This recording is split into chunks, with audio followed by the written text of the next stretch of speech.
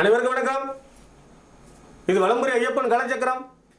நான் உங்கள் மலையாள மாந்திரிகர் என் சந்திரகுமார். ஓம் காகத்வஜ்ஜாய வித்மகி கக்ககஸ்தாய தீமகி தன்னோ மந்த பிரசோதயாத்.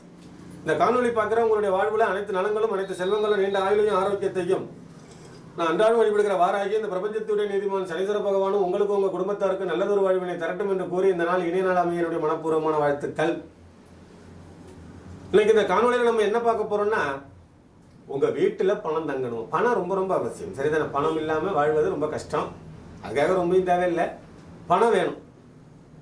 நான் உண்மையாக உழைக்கிறேன், இல்லை வேலை பார்க்குறேன், போகிறேன் வரேன், அதை பண்ணுறேன். ஆனால் பார்த்தீங்கன்னா வீட்டில் பணமே தங்க மாட்டேங்குது. நிறைய விரயங்கள் ஆகுது, தண்டை செலவாகுது, பணம் வீட்டில் தங்க மாட்டேங்குது சாமி அப்படிங்கிறாங்க.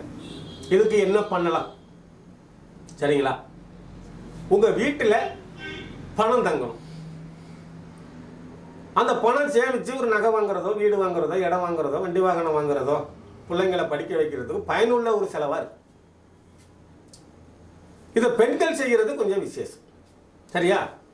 வெள்ளிக்கிழமை கால நேரம் வீடை நல்லா கழுவி விட்டு சுத்தம் படுத்தி வாசலில் சாணி கரைச்சி போட்டு ஒரு 1/2 லிட்டர் பசும்பால், ஒரு அகலமான பாத்திரம் எடுத்துக்கோங்க.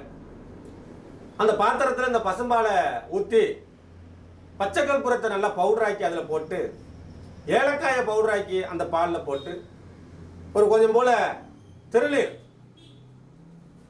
அதையும் அதில் போட்டு, வேப்பிலையை உடிச்சிக்கங்க. வேப்பிலை வந்து நல்லா கொத்து மாதிரி எடுத்துக்கிட்டு, அந்த வேப்பிலையாலேயே அந்த பச்சை கற்பூர தூள், அந்த ஏலக்காய் தூள், அந்த திருநீர் தூள் நல்லா மிக்ஸ் பண்ணி தலைவாசலில் இருந்து பின்னோக்கியே உள்ள அப்படியே தொளிச்சுக்கிட்டே வாங்க.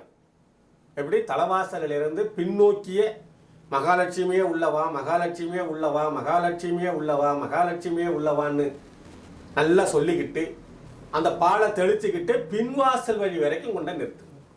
மீதி இருக்கிறத பீரோல், கிச்சனு, சாமி ரூமு ஒரு இடம் விடாமல் இப்படி தொளிச்சுட்டு அந்த வேப்பிலையை நீங்கள் வாசலில் சொருவி. அந்த வேப்பிலையை வாசலில் சொருவி ஒரு குறைஞ்சது ஒரு 10-15 நாளில் நல்லா மாற்றணும். அடுத்த வெள்ளிக்கிழமை இதே மாதிரி செய்யுங்க.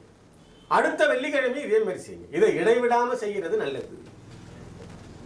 மகாலட்சுமி உங்கள் வீட்டில் வாசம் செய்வாள். அந்த பசும்பால் வாசனைக்கும், அந்த கற்பூர பச்சை கற்பூர வாசனைக்கும், ஏலக்காய் வாசனைக்கும் மகாலட்சுமிக்கு ரொம்ப பிடிச்ச ஒரு நறுமணம்.